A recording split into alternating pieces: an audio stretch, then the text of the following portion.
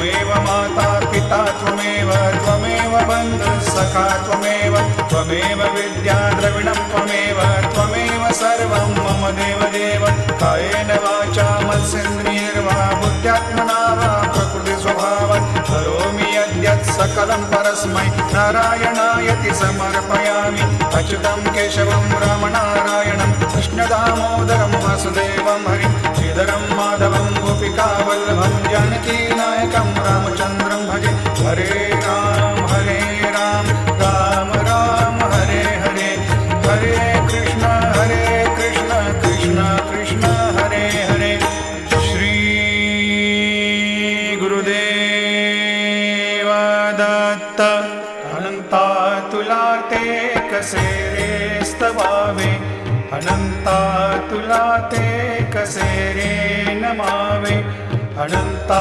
मुखा